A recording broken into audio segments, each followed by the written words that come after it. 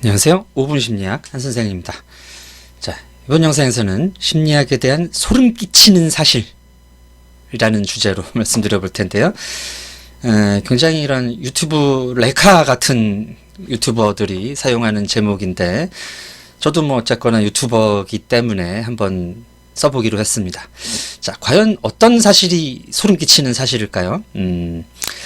자, 그 사실은 이제 셀프라는 개념에 대한 것입니다.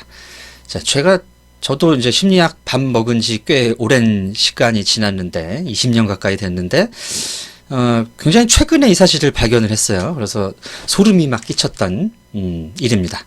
자, 그 사실은 바로 이 셀프라는 개념이 심리학 개론에 없다는 사실이었습니다. 자, 심리학 개론이라는 것은 이제 심리학을 모르는 사람들에게 심리학의 기초적인 개념적인 틀을 잡아주기 위한 주요 이론들을 소개한 책이 심리학 개론이죠. 근데 이 셀프라는 개념은 또 심리학에서 굉장히 중요하고 핵심적으로 많이 사용하는 개념입니다. 뭐 셀프 이스팀부터 해가지고 셀프랑 관련된 개념이 막 5, 60개가 되는데 그렇게 중요하게 연구가 많이 되고 중요한 개념을 정작 심리학 개론에서는 찾아볼 수가 없다는 게 여러분 이해가 되십니까? 저도 참 신기했던 경험이었는데 제가 20년까지 가까이 심리학을 한 사람이 신기했다 그러면은 일반적으로 심리학을 접하고 공부하시는 사람들은 얼마나 이게 이해가 안 되고 당황스러우시겠습니까? 자, 일단 이 심리학이라는 학문에서 셀프라는 개념이 이렇게 심리학 개론에 언급이 되지 않는 이유는 이 셀프에 대한 개념적이고 이론적인 합의를 찾기가 굉장히 어렵기 때문입니다.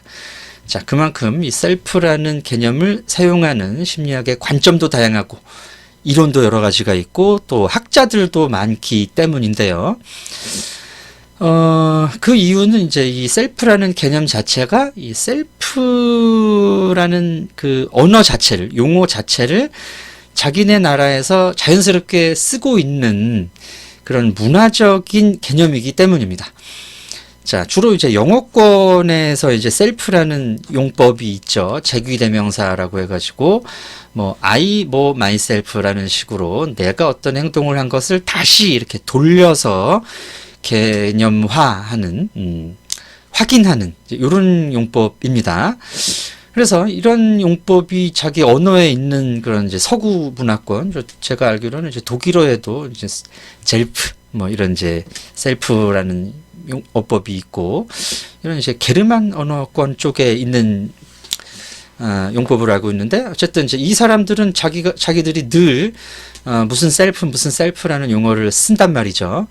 그러면서 셀프라는 건 이런 거다라는 이제 다양한 이론 또는 이제 생각들을 하게 됐을 겁니다.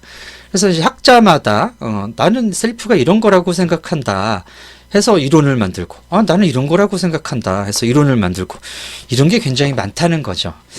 해서 이제 처음으로 셀프라는 말이 언급되기 시작한 것이 아마 정신역동 이론 쪽일 거예요. 프로이트는 이제 셀프 대신에 이제 에고, 자아라는 말을 썼습니다. 자, 이 자아, 자기 개념도 굉장히 헷갈리는데, 어떤 학자들은 이제 이 셀프나 에고를 번역할 때, 한국말로 번역할 때, 어떤 학자들은 이제 셀프를 자기라고 번역을 하고요. 어떤 학자들은 에고라고 번역을 하고요. 또 이제, 보통 에고를 자아로 번역을 하게 되는데, 또 어떤 사람들은 또 셀프를 또 자아라고 번역을 한단 말이에요. 자, 이런 부분도 이 셀프에 대한 이해를 헷갈리게 하는 중요한 이유가 되겠습니다. 자, 프로이트가 처음에 사용한 에고라는 개념은 이제 나의 이드와 슈퍼에고, 욕망과 내면화된 사회적 규범 사이에서 내 행동을 조절하는 이 조절자라는 개념으로 에고라는 걸 썼죠. 그리고 번역을 나라고 번역을 합니다. 그래서 이제 나의 어떤 중요한 부분이 내 행동을 만들어 간다라는 의미죠. 나의 욕구와 이런 사회적 규범 사이에서. 자, 근데 이 셀프라는 개념은 이제 그보다 더 근원적인 개념으로 사용이 되기도 하고요.